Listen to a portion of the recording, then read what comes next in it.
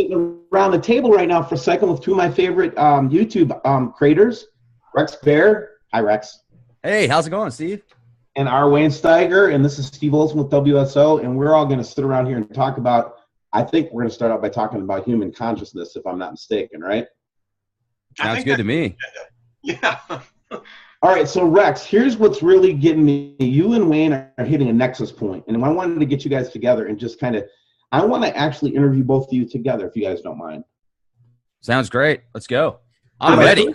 My first question for you, Mr. Bear, is you have been challenging the status quo in terms of American, understanding of ancient Sumerian texts, the Emerald Book of Thoth, all of these different, kind of historical, archaeological elements that really cause us to have pause with the status quo of history. Is that true or not? Sure, absolutely it is. I mean, I think that one of the neat things about questioning the status quo, and I've been doing this ever since I can remember, literally, when I was a little kid, I was doing the same thing. And I've just always felt like the answers that were given when it comes to our creation and the beginning is so limited and so watered down and so human-like. People say, oh, this book right here, this Holy Bible, this is from God's divine hand. God worked through people to write these books, and then they decided to compile them together. And, and then I read the Old Testament, and I read these parts about how God would tell his people to kill men, women, and children. And I'm just like, how would a creator of all do that? How does that make sense? And people would say, well, he gives you free choice. So you have an opportunity to make a decision to burn in hell for eternity if you want to.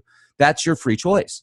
And okay. So, the more research I did into these ancient texts that are compiled and put in the Holy Bible, and for those of you that say, oh, Rex, you need to read the King James Bible. That's the only one that's real. Well, I've read the King James Bible. I've read all 66 books in the modern King James Version Bible. And then a lot of times those same people will say, and you know what, Rex, anybody that's a Freemason is evil and satanic and they're going to burn in hell. Well, did you know that King James was a Freemason?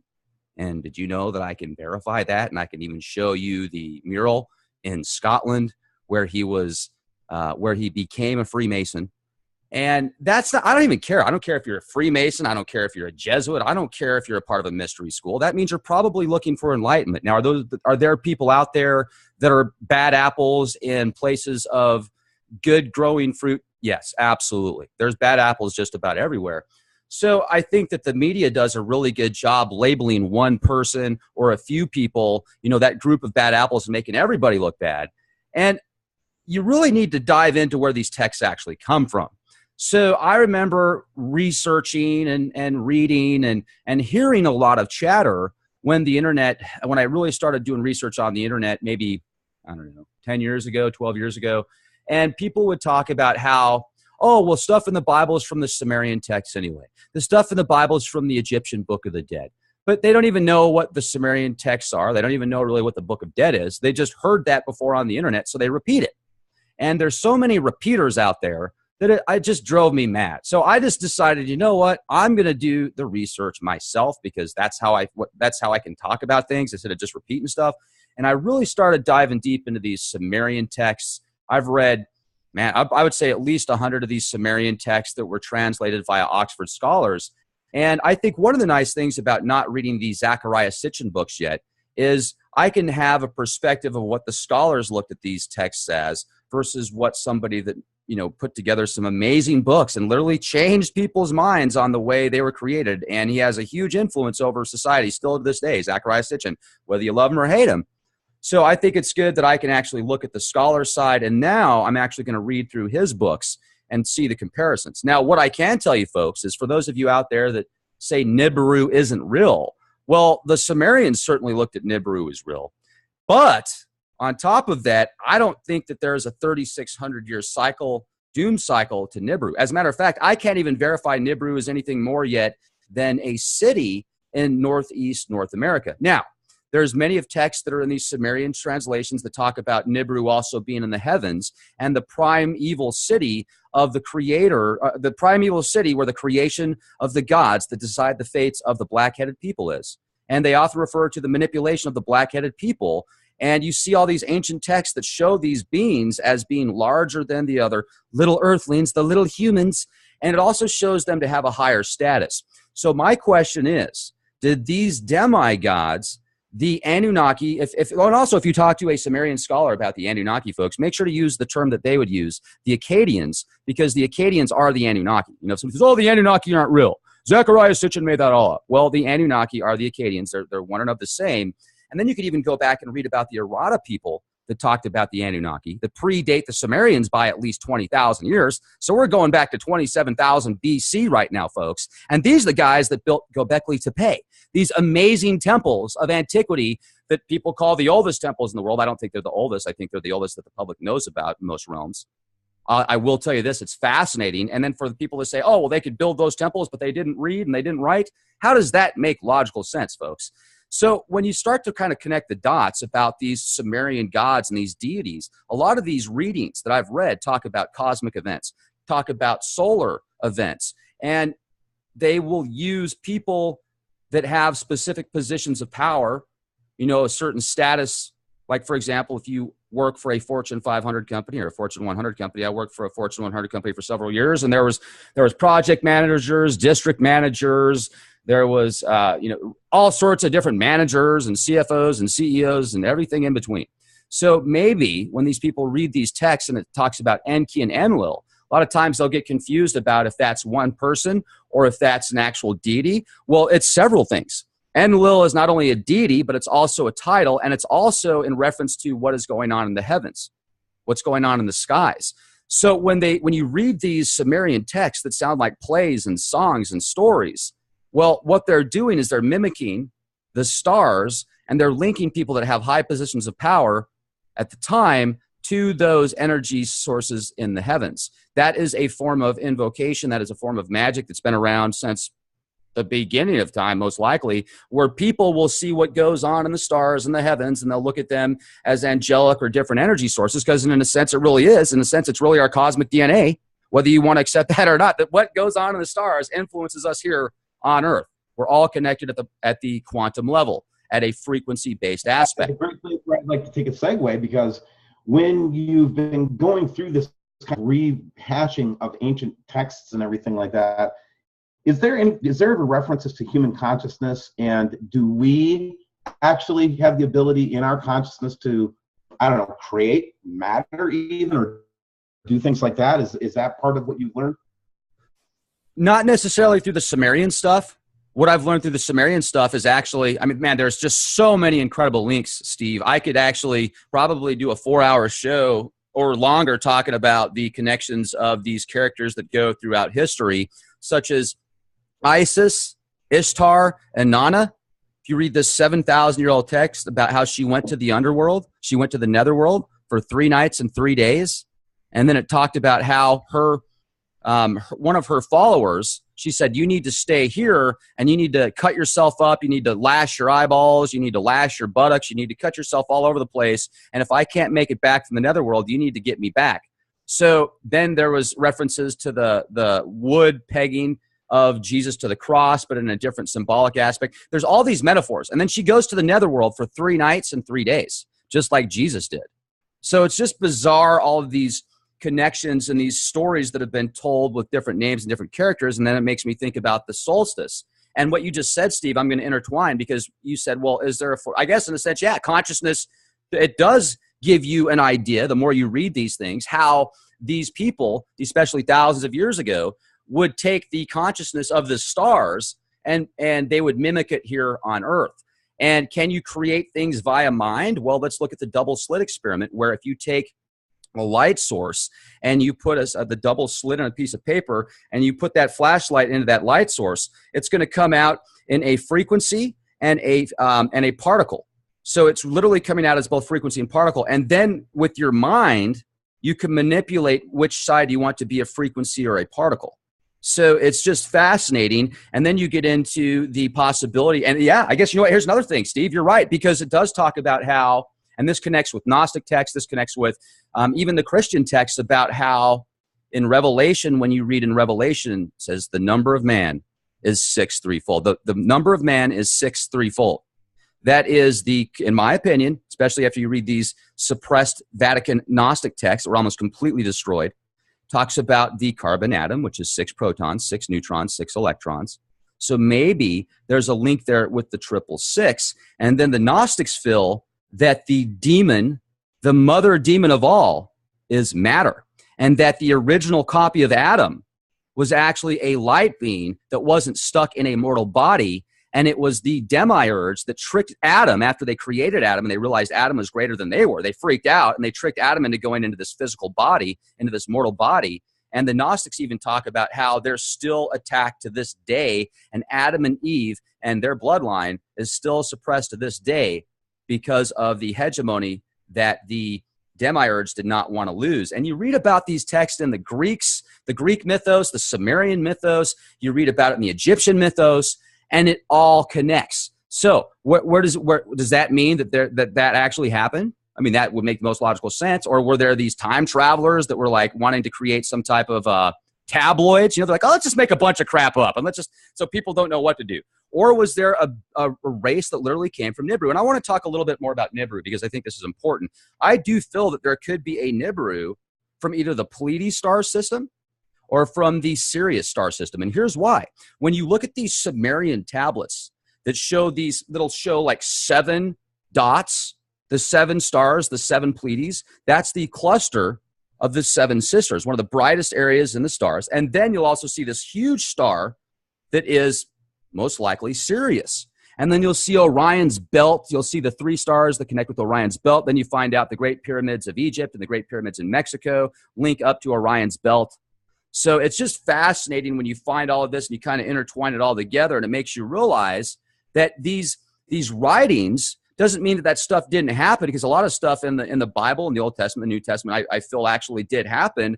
But the scribes that are writing this stuff down, they're either translating it from an older set of texts, or they're seeing something happen with their eyes that they don't know how to explain, and they're doing their best to explain it. So, you know, I believe in God. I absolutely believe in divine providence. I just don't believe what we've been told about in school and Sunday school. And I think it's incredible. So yes, we can affect our consciousness, and we can affect the consciousness around us via thought. And if we realize that we are connected to everything at a primordial level, and everything is a frequency, this is a denser frequency, this is a lower vibrational frequency that we are currently in. Once we think something, we create it at some level. It's there somewhere. Now we just have to bring it down into this denser form and bring ourselves up into that higher form. And I love what Wayne sent the other day. I watched that video, that 60-second video. That connects us to, that connects us to what we're going to talk about next, which is, Wayne, you've been on a journey for the last couple of years. I've been with you on this journey. Similarly, you have discovered new texts, new ways to approach and look at life, and especially spirituality and the human experience. You have, as a result of that, you are consciously trying to do something to change the fate of humanity. Go ahead, Wayne. Yeah, and Rex, I just want to support what you were having to say. I think that if anyone would read the Emerald Tablets, they would. In fact, I have to tell you, Thros is my hero. I mean, I want to meet that dude. That's all I got to say. Maybe you already have. Maybe I have. And remember what he said, that in his first journey out, that he said he came across a group of humans, an advanced civilization, who had learned to take from the ether and to bring back into the physical to build. Remember that? I don't. No, was that in the Emerald Tablets of Thoth? Yeah. Yeah. It's, okay, I'll have to read them again. Yeah. Excellent. Yeah. So in one of his journeys, when he went down into the halls of Amindi, and he left his body, and as he was going out into the cosmos, as he said, this was one of the advanced civilizations. So my journey's been much what Rex has said, Steve, as you know. We've documented and heck, you can go to my website, the YouTube channel, you'll see that very quickly. I just wanted to say this, gentlemen. I have found God real to me in this search, this journey, than I had literally in 40 years as being a Christian. And it was because the view that I had of God was so ambiguous that I couldn't relate to it. And I think that so many of us get caught up in that. And when the idea came to me, and I really do believe it came from the universal thought that's out there. I just think I happened to be a receptive vessel at the time that received the message and wasn't afraid of it. And this is what I think. I think God is waiting for humanity to take the first step. That's what I think. I really do. If you look from the first century going forward, you could argue that humanity has actually regressed instead of progressed. The Dark Ages, the Dark Ages, I think, did more to subdue our conscious, both on an individual level and I think on a species level. And let me add this one little caveat. 60 seconds for humanity will break the curse that was put on us back at the Tower of Babel. Because apparently, in all of the writings that I have read, the ancient scriptures, if you want to take it as a metaphor or an actual event, all we know is this, is that you can conclude that from that point forward, humanity, mankind was never unified.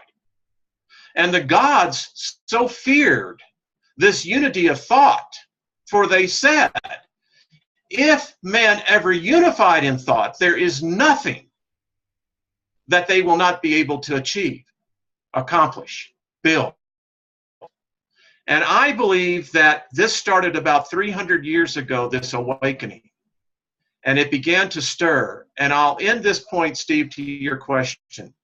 The only reason why 60 Seconds for Humanity is here is because of the collective consciousness of millions of souls who are crying out for a solution. They're tired of the violence. They're tired of the bloodshed. They're tired of religion. They're tired of politics. What this collective consciousness is reaching out to the heavens for is to give us an answer.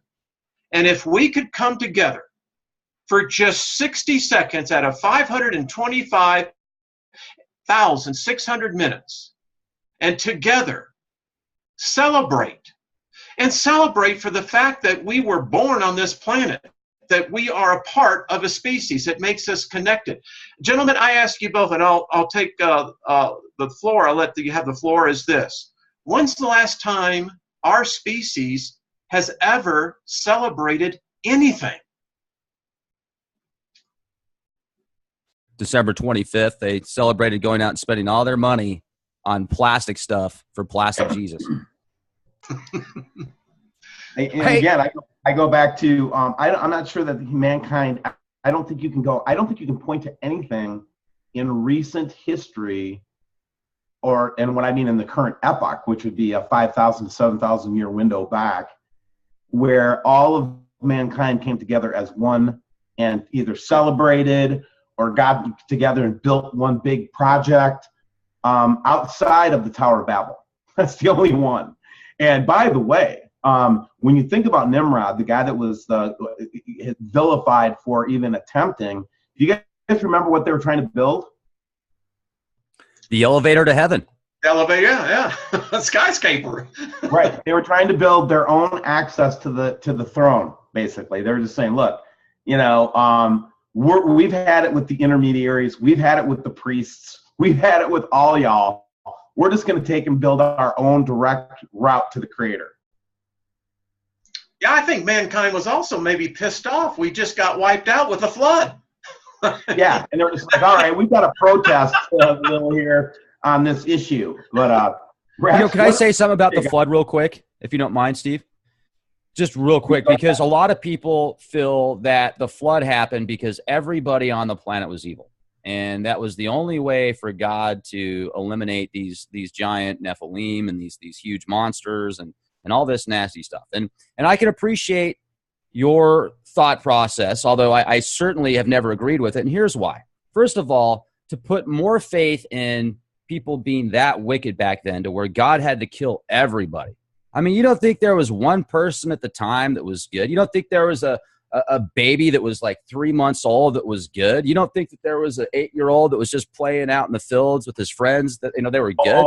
Why would God wipe everybody out? And just real quick, let me just make it very clear. I reject the wrath of God. It's no God at all that has to have wrath. If your God has to have wrath, it's no God at all. Well, and see, another interesting thing is if God could do anything at any time, which I feel divine providence can, but let's say this being could do anything at any time, whatever it wants, and wouldn't it be able to just like immediately give those people a heart attack that were bad? And why would it create those people in the first place if it already knew it was going to happen, just to see it happen? And then then the only consequence for people that use this fear-based tactic of eternal damnation if you don't follow these certain rules. Well, that in and of itself is like, okay, so this God creates us, and then he gives us free will. But if we don't follow the path that we're supposed to, which really isn't free will at all, then we're going to spend eternal damnation as a fire source. It's just, it's a neuro-linguistic programming, mind control tactics. And I used to be that guy. I mean, I was raised Christian. I was, I used to pray to Jesus every night. I used to think if I used to be able to do stuff with my mind that I didn't even like realize I was doing. And then I'm like, oh man, that was evil. I can't do that. I remember one time bouncing out of my body, having an out-of-body experience. I was going to sleep. It freaked me out so bad. I thought I was going to get possessed by a demon. I woke myself back up. Now, when I have out-of-body experiences, it's the most amazing thing you can do. I mean, it's beyond incredible. So I feel like they've suppressed our minds in so many aspects. And when you read these ancient texts, it talks about the flood. These texts that predate the Bible by thousands of years. And guess what? There's a lot more detail about the flood. And the reason this flood happened is because it talks about Enlil being pissed off because Enki gave the people that they manipulated, a lot of knowledge, and he didn't like it. They were crying up to the heavens, and they weren't able to control the people that well. So what did he do? Boom! Flood. Wiped them out. That's why the flood happened. It wasn't because everybody was evil. It was because the person that manipulated those people at the time didn't like where they were going and didn't like the abilities they had, so he wanted to wipe them out. Now, was there evil stuff going on back then? Sure, probably. I mean, geez, people think we're closer to the end of the world now than we were in the 14 and 1800s. Did you guys see that podcast I just did on what happened with if you were labeled as a witch or if you were a pretty lady and you were labeled as a witch? Do you know what kind of torture they put you through? It was disgusting, man. Absolutely, like Saw on steroids. Just disgusting. And like, oh, it's in the name of God. It's in the name of Jesus. And these people thought they were doing the right thing by literally putting somebody on hot coals and stabbing their eyeballs out while they were saying, no, I didn't do anything. I'm not a witch. I'm not a witch. They would have to say they were a witch. They wouldn't get tortured anymore, hopefully. It was bizarre. Pardon me. That was my quick rant. No, I tell you, the Chaldean text, if people just simply read the Chaldean account of Genesis, they would begin to understand that where the Semitics got their story from. And that's not, I think, a diss on anybody. It's just history. And by the way, I want to say this. I think that we have come into this time now where our technology has brought more knowledge to the surface. And this is what I say to all the naysayers that, particularly want to make the Bible this sacred book, is listen, our technology now allows us to see into the earth. Our technology now allows us to see outside of the earth. This was not available 200 years ago, nor was it available 1,500 years ago when these books were being assembled. Today, humanity can look at our past that has been purposely hidden, destroyed, or altered. And what the problem is with our collective consciousness is that we're now having two conflicts. We're seeing the evidence that we're digging up, but the evidence is contradicting our belief systems. And there we have the cognitive disconnect. And I think that that's, again, we're 60 seconds for humanity. So, gentlemen, I believe that if we as a species began to train our young, and I'm talking about at the age of 2, to begin to understand their soul, to begin to understand what the soul is. What is the journey of life that we're here to do? If we were to nurture that, I dare say, gentlemen, we would enter into, I think, a whole new era for mankind. I love the idea, the 60-second idea. That's just brilliant, because it's 1 minute, and you put we put a time and date on the calendar. The more people, and then also, you guys, this should be done like once a week and just see where it goes. I think about the experiments Coast to Coast used to do, where they would do those mass consciousness experiments, and Coast to Coast reaches millions of people. Or yeah, I mean, they reach people all over the world. They've got like 400 or something stations. Making this an annual celebration for mankind. The date that keeps coming to me is 11/11, November 11th. That this would be a day that mankind would set aside as to celebrate mankind. It's not a religious thing. It's not a political thing. It's nothing more than to live in harmony. And if we could focus in on that thought and make it an annual event, I tell you, I dare say that I believe there would be a celebration breaking out, gentlemen. I really do. Hey, 11/11 at 11/11. Yeah. Yes, you've got it. What you were talking about with Coast to Coast were those Art Bell experiments with consciousness where they tried to do? By the way, Rex, you kind of are like you're Art Bell Jr. in my mind, just so you know. Right on, man. That is an absolute compliment. I just feel honored to be with everybody, man, and talk to people. And it's great to have the opportunities every single day. I wake up every single day and I'm just like, wow, what am I going to talk about today with these amazing people? You know, I mean, it's great. I get schooled all the time in the comment section. I go through the comments on Leak Project, and then I'll read about something where I did a podcast previously, and then there'll be another dot connected. So I'll take that and then I'll start diving into that rabbit hole, and then I'll create another podcast out of that. And it's awesome, man. I love it. You know, I mean, and I've known you, Steve, for over a year now, and I've really seen you kind of evolve and go into different areas as well. And I appreciate that, because, you know, we all if we stay in the same place and it becomes stagnant, that's when death arrives, man. You got to stay on the move. You got to keep learning and knowledge. That's my opinion. People might have completely different opinions, but I feel it's like you got to move. You had Ronnie on, I had Ronnie on, and we were talking to Ronnie from Get the Tea together. And one of the things, Wayne, that we were both, Rex and I, talked about was, once you've gotten past the God spell, and the God spell can take any form, any fundamentalist religion can be a God spell, not just Christianity. It can be Muslim, it can be Hindu, it can be any one of them, right? But once you've broken that God spell, that whatever message somebody else is trying to program into that relationship with what we call the creator or great spirit or whatever, right? Then, you know, what Ronnie was saying, there's this other place where we still believe in God, we just don't believe in the dogma anymore.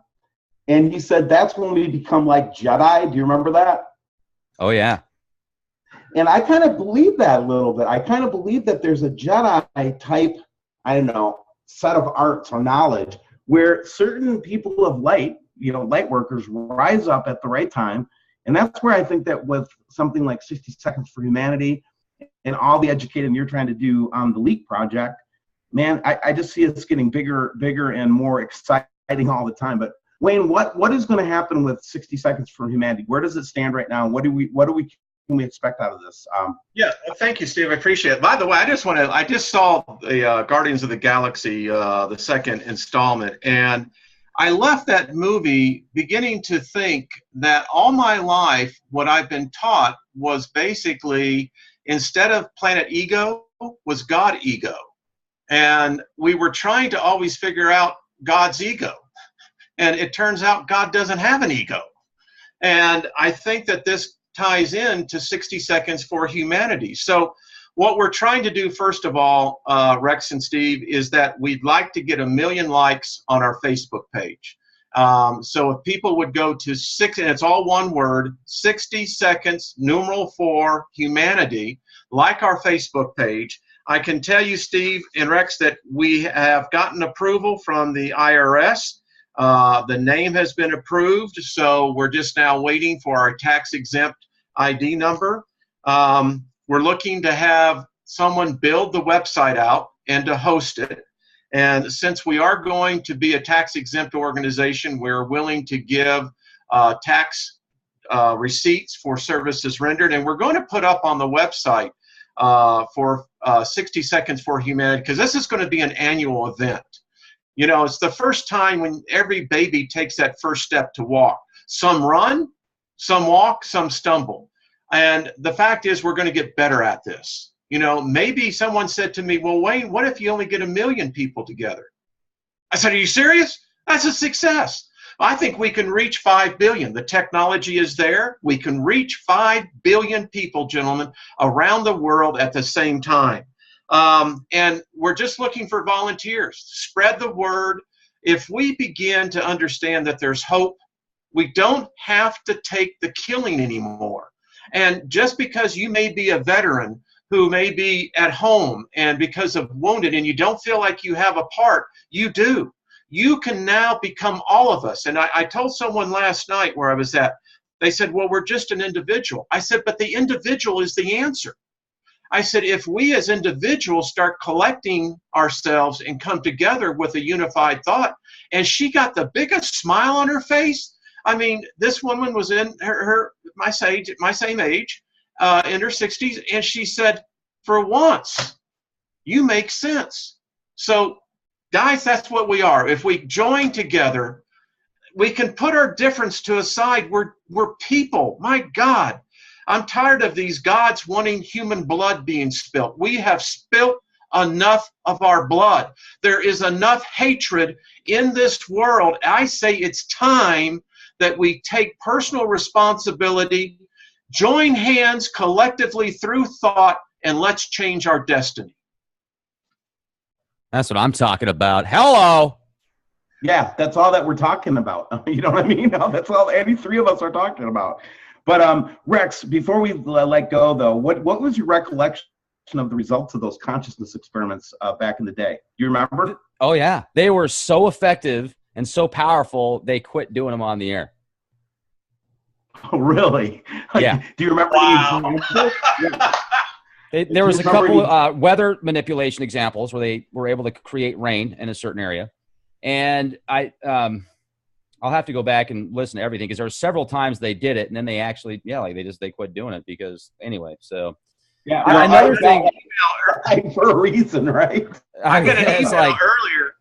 Go ahead, Rick. Go ahead. I was just gonna say maybe it was just ratings because people are like, "Holy crap, these guys are actually this isn't doom, so I don't want to watch this." So maybe But let me say something real quick because I know that many people do absolutely feel Nibiru is a planet or it and hey, it absolutely could be. The more information that I do though, I don't necessarily think it's a planet. I think it actually could be like a ship or something. Because you will always see in these Sumerian tablets, you'll see, and here's another thing too, folks. There's plenty of Planet X's out there. So for anybody that says Planet X doesn't exist, well, they call them trans-Neptunian objects. They're planets. A TNO, it's a planet. Potato, potato, it's the same thing. But it's so funny how people will try and manipulate words and stuff like that to make it sound like it, oh, that's not a planet. That's TN 364982. That's the new car model. No, it's a planet. It's a big freaking planet that's got an orbit of 550 years. So you guys, we should talk about this for a minute because I know your channel loves the planets. Before you move off, let me add to the conversation. Jupiter has 60, let's call them planets. 60. Our sun, Sol, only has 9. Jupiter has 60, what we call moons or planets around it, right? Wow. That's awesome. They're big too. And you know what? With my telescope, I can track 4 of those moons with Jupiter. And I've actually, when I did that X-Fest event, I took it out to South Dakota, and some people that went out there, we were all looking at Jupiter and these 4 large moons that orbit with Jupiter. It's incredible. I'm glad you brought up Jupiter because recently they did an article where they think when Jupiter was formed, by it being formed, it created almost like a mini Big Bang in our solar system, and it divided the solar system because of meteorite samples that they brought back because of the different time frames of these 2 elements. One was tungsten, and I can't remember what the other one was. But anyway, so I thought that was fascinating, and that might explain some of the stuff talked about in the Bible about the firmament, or if I'm saying that incorrectly, I apologize. The firmament. Let's call it firmament. How's that? Or firmament. I like the firmament. But you know what? Where was I going to go with Nibiru? There's something I wanted to tell you guys because the Sumerian stuff, if you look at the Sumerian stuff, you'll oftentimes see the winged, that thing that looks like a spaceship, and you'll connect that to Anu, the father of the Anunnaki. Well, it describes Nibiru as being the prime evil city, but it also talks about it being in the heavens. And it's often linked to the 7 stars in the Pleiades cluster, as well as the Sirius star. But it talks about it being the city above all cities. And also, there are several passages of these Oxford texts that talk about how it got wiped out and how it was a ghost town and desolate and sounded like some type of war or something happened to Nibiru, too. So Nibiru definitely had some serious issues. And, you know, I think it's just fascinating when you look at these timelines of events, like you talked to Gail Broussard, and he's connected to that 360-year cycle approximately of doom, right? Well, I found one of these planets that was discovered, which you could actually call Planet 10 if you really wanted to. I mean, there's so many planets that orbit our sun that it's crazy, guys. Just look it up. TNOs, trans-Neptunian objects. Look up astronomer Mike Brown, and the guy's called Pluto Killer, but he's came up with plenty of other planets to Discovery to make up for Pluto. And they have these orbits that link up with some of these different patterns. Like I remember, Steve, you showed me that really good information of that asteroid that struck 10,500 BC. And that links up to one of these trans-Neptunian objects orbits that's about the same time frame. So you look at these giant planets that orbit the sun, and you look at the perihelion of when it actually comes back around, when it's closest to the sun. And even though they're very irregular orbits, they link up kind of. I mean, I can't say to a T, but they're linking up around the same time frame of some of these events, these catastrophic events that have happened. So I have, instead of somebody saying, okay, it's just Planet X, it's just Nibiru, there's a whole bunch of planets out there that are having cause and effect. So I'm really starting to dig deep into that. And it's funny because this is one of those subjects that I really never had a whole lot of interest in until I started doing more research, and people just kept saying, Rex, it's, there's more to it, there's more to it, there's more to it. And now I'm finding plenty of data from institutions like the Royal Astronomy Institute that connect the dots to multiple planets, you guys. So it's awesome, man. It's a trip, the way that everything's moving and the planets are moving through space, the way that the sun and everything. It's just awesome. It's just really angle. What's your angle on it, or what's your approach to it, or what's your perspective on it?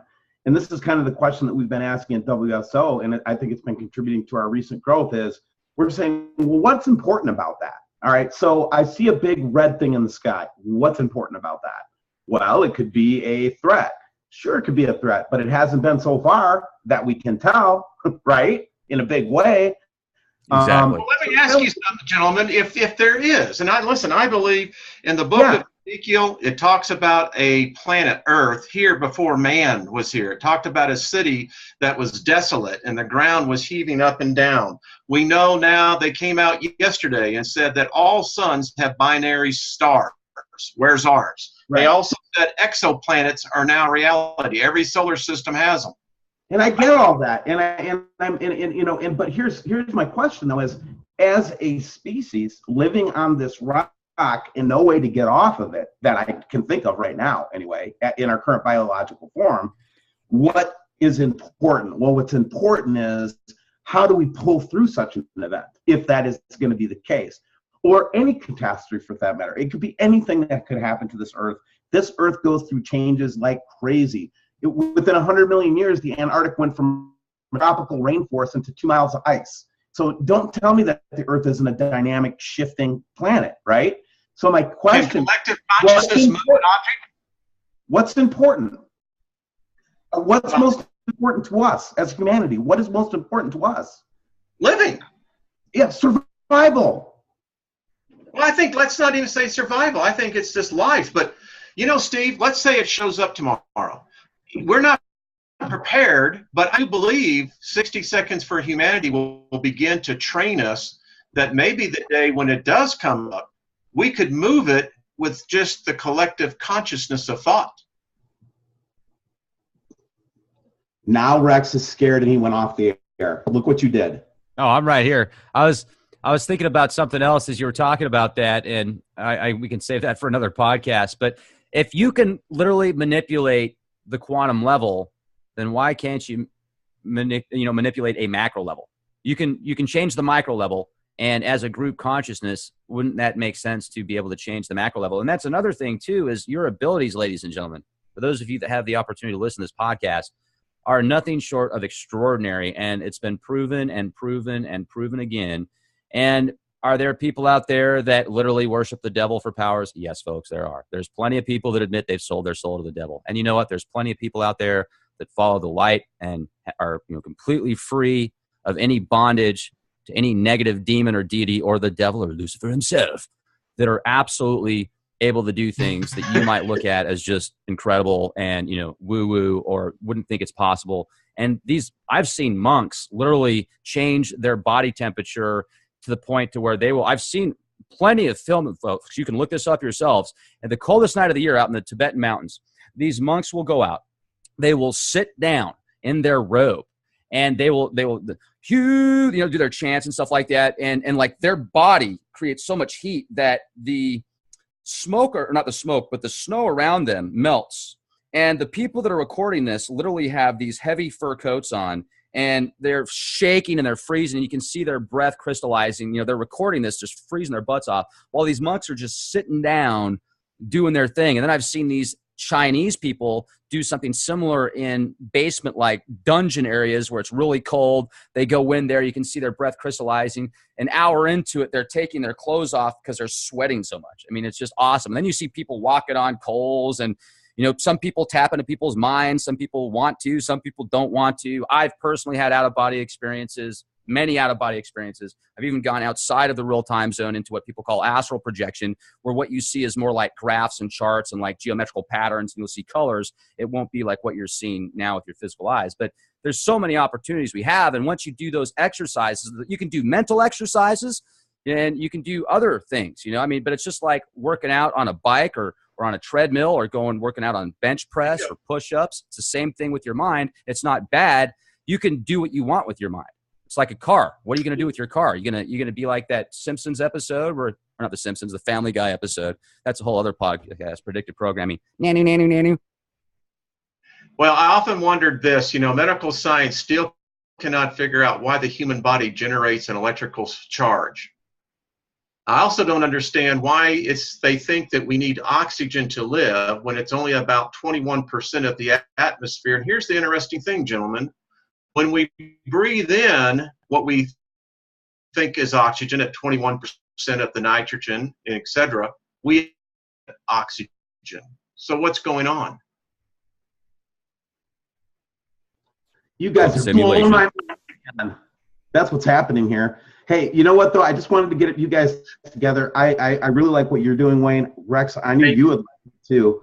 And I just love just getting you to weigh in on stuff like this, Rex. You've always been a great resource to me and to Wayne, and we just can't wait to just do this more often with you. Cool. Thank you. It was an honor to be here. Much appreciated, and looking forward to the next time. Well, I just want to say thank you, WSO. Thank you, Rex Reed Leach Project, for supporting 60 Seconds for Humanity. Thank you, everyone that goes to our Facebook page and join it. We'll get the mobile app out here in about 6 weeks or so. But Rex, Steve, this is going to be the greatest experiment ever conducted on this scale. I'm looking forward to seeing what the results are going to be. Me too. Bad apples making everybody look bad. And you really need to dive into where these texts actually come from. So I remember researching and reading and hearing a lot of chatter when I really started doing research on the internet, maybe, I don't know, 10 years ago, 12 years ago. And people would talk about how, oh, well, stuff in the Bible is from the Sumerian texts anyway. The stuff in the Bible is from the Egyptian Book of the Dead. But they don't even know what the Sumerian texts are. They don't even know really what the Book of Dead is. They just heard that before on the internet, so they repeat it.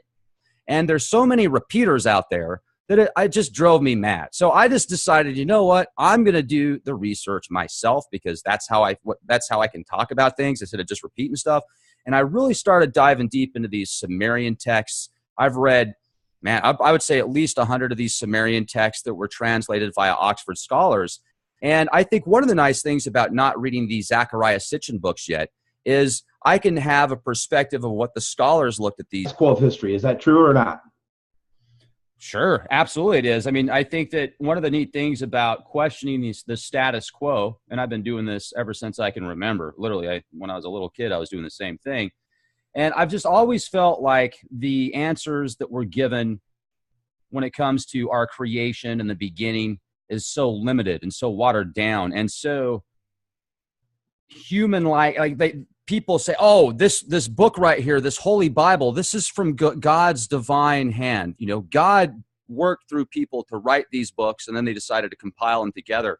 And, you know, and then I read the Old Testament, and I read these parts about how God would tell his people to kill men, women, and children. And I'm just like, how would a creator of all do that? How does that make sense? And people would say, well, you know, he gives you free choice. So you have an opportunity to make a decision to burn in hell for eternity if you want to.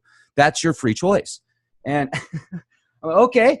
So, you know, the more research I did into these ancient texts that are compiled and put in the Holy Bible, and for those of you that say, oh, you know, Rex, you need to read the King James Bible. That's the only one that's real. Well, I've read the King James Bible. I've read all 66 books in the modern King James Version Bible. And then a lot of times those same people will say, and you know what, Rex, anybody that's a Freemason is evil and satanic and they're going to burn in hell.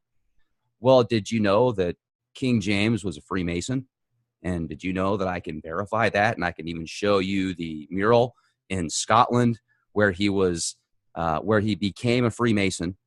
And that's not, I don't even care. I don't care if you're a Freemason. I don't care if you're a Jesuit. I don't care if you're a part of a mystery school. That means you're probably looking for enlightenment. Now, are there people out there that are bad apples in places of good growing fruit? Yes, absolutely. There's bad apples just about everywhere. So I think that the media does a really good job labeling one person or a few people, you know, that group of texts as, versus what somebody that, you know, put together some amazing books and literally changed people's minds on the way they were created. And he has a huge influence over society still to this day, Zachariah Sitchin, whether you love him or hate him. So I think it's good that I can actually look at the scholar side. And now I'm actually going to read through his books and see the comparisons. Now, what I can tell you folks is, for those of you out there that say Nibiru isn't real, well, the Sumerians certainly looked at Nibiru as real.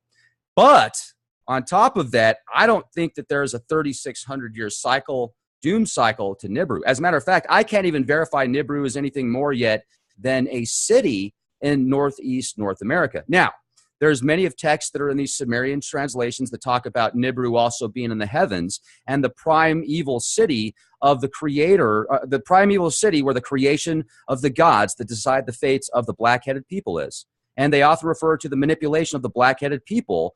And you see all these ancient texts that show these beings as being larger than... Sitting around the table right now for a second with two of my favorite YouTube creators, Rex Bear. Hi, Rex. Hey, how's it going, Steve? And R. Wayne Steiger, and this is Steve Olson with WSO, and we're all going to sit around here and talk about, I think we're going to start out by talking about human consciousness, if I'm not mistaken, right? Sounds good to me. Yeah.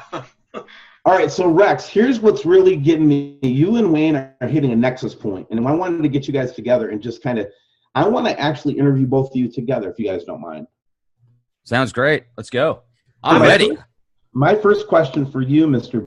Bear, is you have been challenging the status quo in terms of American, understanding of ancient Sumerian texts, the Emerald Book of Thoth, all of these different, kind of historical, archaeological elements that really cause us to have pause with the status